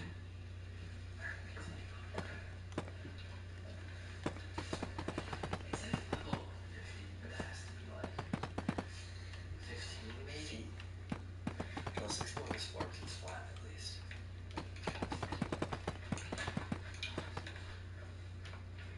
It's crazy to think there were people who knew what every single one of these gauges meant. Well, I would hope so, if they're in charge of a nuclear power plant. Yeah, this doesn't really go anywhere. It's just dead end. That's what it is.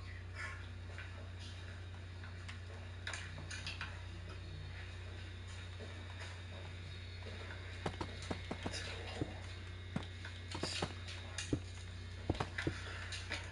This is like the control room. No, this is like the engine room.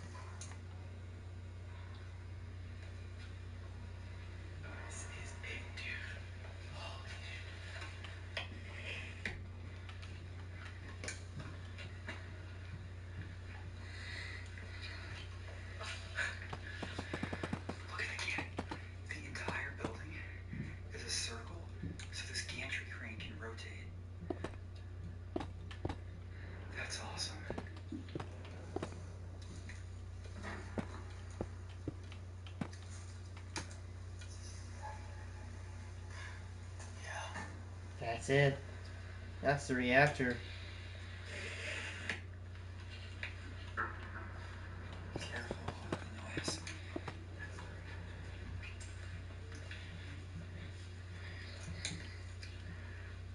There's like 2 rooms. Let's see what's over there with that light's on. It's just another stair. I bet you that compartment that's a compartment for the reactor. I bet you they probably disassembled it and cut it into pieces and then removed it from the facility. Yeah, oh, these are metal detectors. It's a big transformer there. This is probably one of the higher security. Yeah, these are metal detectors. This looks like a really old metal detector. Wow. It's kind of funny. Inside the metal detector, there's a radiation burning. Oh, let's test the Geiger counter on it.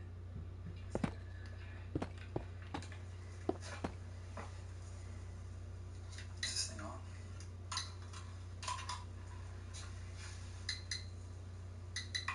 Okay, that's definitely higher than background. I don't know, it's going a bit more than it was out there. Yeah. I think it's 'cause it's like directed straight into that thing.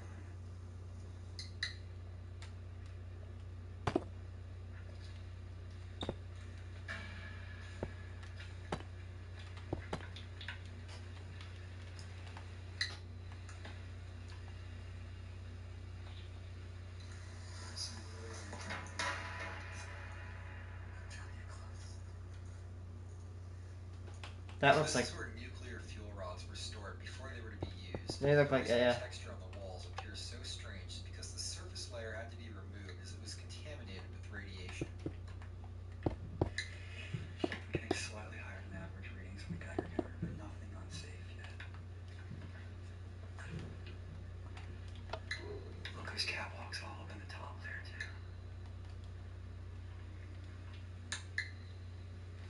Alright, now we're going all the way I think there's a feedback loop over here. Over the stairs. Come on, dude.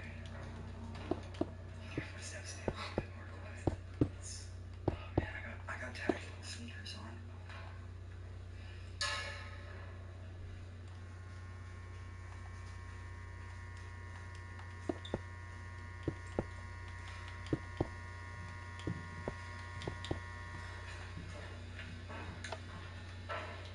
Now we're on to something.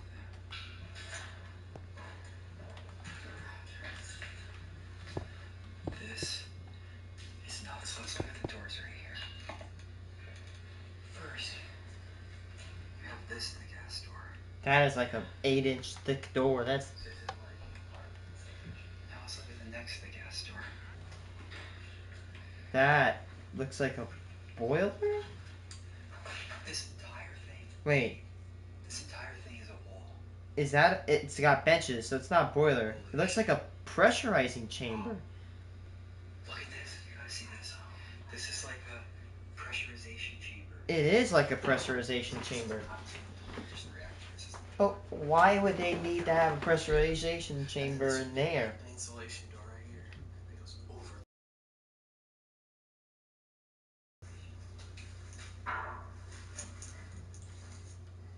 So I think this is probably a good spot to get out the Geiger counter because Yeah. we're going into a fucking nuclear reactor that was once active.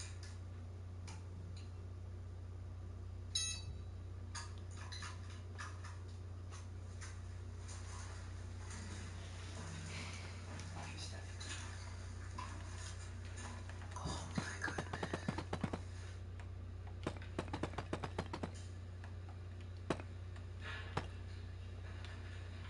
Dude, there's just so much. I don't even know what to look at. It just feels huge.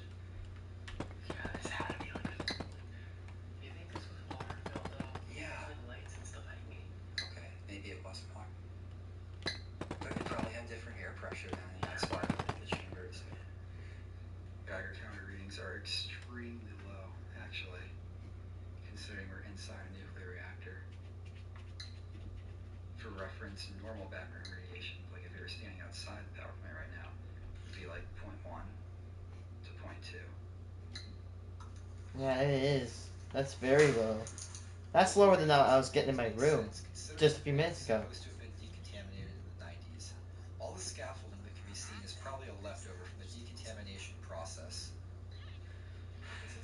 multi-layered door. It's like doors on doors.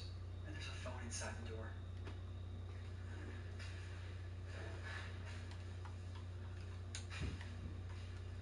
Holy shit.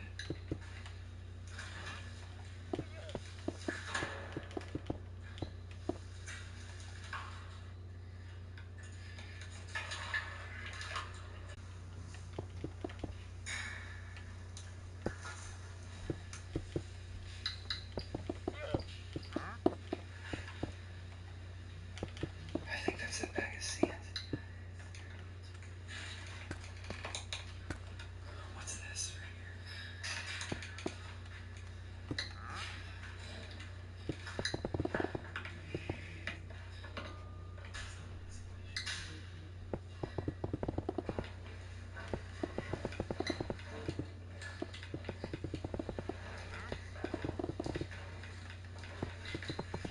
Is this where the fuel rods would have been? Yeah, and I think this would have been filled with water up to a certain height. Hence why it's rusty there. Yeah, the fuel rods would have been right here. Oh, look. You can go down here though. It says notify HP prior to entry. Nothing radioactive. Oh. No, nothing. Wanna go inside this thing? Maybe.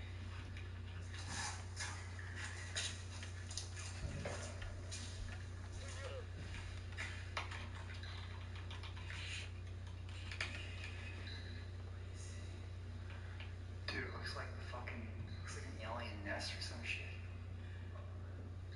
Damn. You can tell they cut a lot out of here though. We're in the middle of so many layers right now. Do you know how many layers of like walls and stuff we went through? Oh, there's no way we have cell signal. Let me check. I have 0 service. Michael, you too? No service in here. Which is also why there's like pretty low radiation levels in here. Because nothing can penetrate these walls from outside. Except for us. Hey Brian, check it out. It's an abandoned scaffold. No, really. It's an abandoned scaffold. So it's super abandoned. If something's abandoned within our abandoned place, then it's super abandoned. Yeah.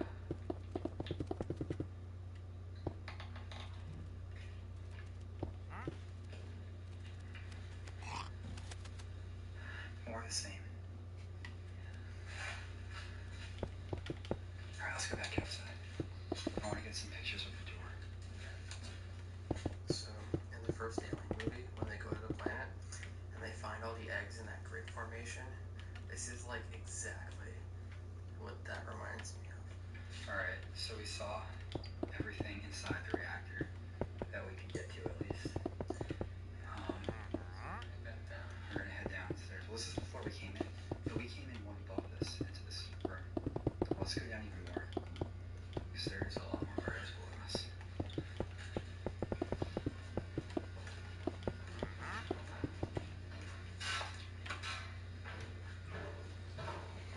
There's an arrow here that says cool shit. The other way you're going. Yeah, there could be an arrow pointing every single direction that says cool shit here, and none of them would be wrong.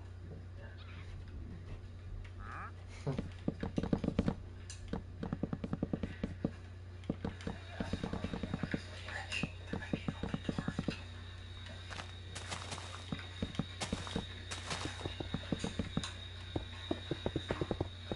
Down there, maybe. It might be open to the outside. The reason we're so concerned with keeping our voices down is because although the nuclear power plant is abandoned, it's within a larger facility that is still active. We didn't want to risk a worker on a night shift hearing us. Spiral staircase. It sounds like there's an opening to the outside really close by. It's probably right.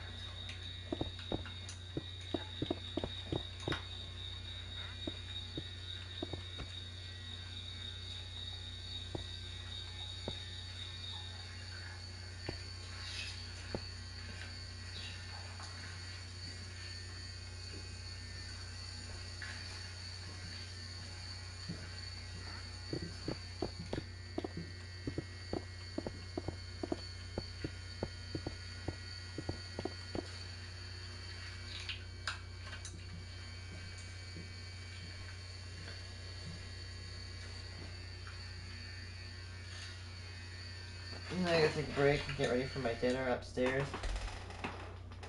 I don't know if I'm gonna be on for the rest of the night, but if I am, I'm gonna try to finish. I guess try to finish this block. Maybe try to get that built. I'm gonna try to do the same for this. Although this is gonna be a weird build. I might have to do like one single long build for that. But if I get this done, or when I get this done, I'm gonna start work on maybe a few houses over there and then the mint. The reason is because actually I might do. I don't want to do like a bunch of houses in the mint. I want to do the bunch of houses and then the mint to take a break from that, and then a bunch of houses. So my plan is get this done, get some houses here done, and get the mint, and maybe start working over here. And after I work on the mint, I'm either gonna work I'm gonna go work over here and then surround, or I'm actually gonna do vice versa. So yeah, so again, one more time. From going from the mint, I'm either gonna work around in a clockwise formation, which is probably what will happen, or B, work around in a counterclockwise format. And after I do that, I'm gonna put some industrial parks probably over there, and I might work on this side, and yeah, I'll be done with the city. Be back in the